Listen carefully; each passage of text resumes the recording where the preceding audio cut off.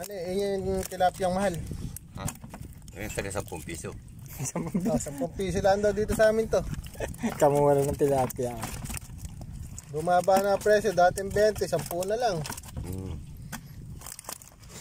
Baka naman ka may habag sila. Gawin na bang 15? Hirap din hulihin. Ayan, murang-mura. 15 na lang daw, tumaas ang 5 ngayon. Yan lang ba sa bidding eh?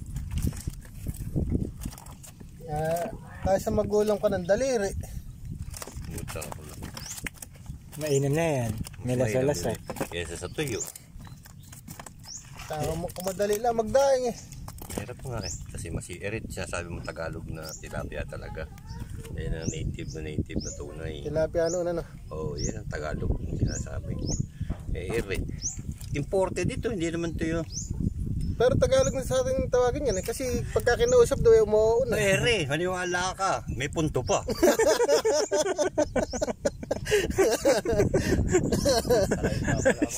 Puntong hagunay.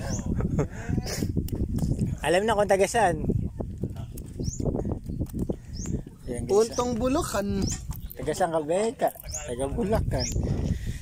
Yan yung ano. Biya.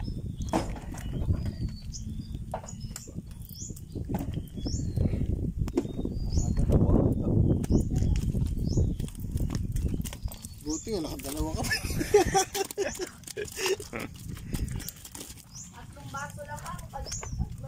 Dalawa lang yung tunay. Ayun lang. Baka alam mo tinatago ko. Kap-kapan mo man ako.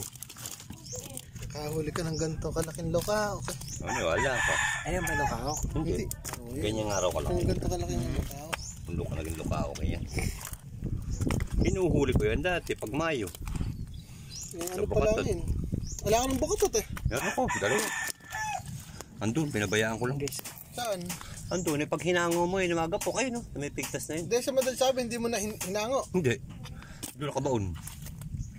Ang hango noon pagka aayusin na. Yung ayusin ko yung galaw. Eh di nakababad lang pala. Eh di kasi pag hininahon mo, magagapok. Wala na. Wala na, kakapunit-punit lang yun. Kaya doon na lang ano. Katabi mo na mamlays dyan, tiyatapakan pa yun. Yung mga lambat nilang nakabakod. Ito lang yung Tagalog na nahuli oh. Ala, mas marami talaga arroyo sa flower horn. Gloria.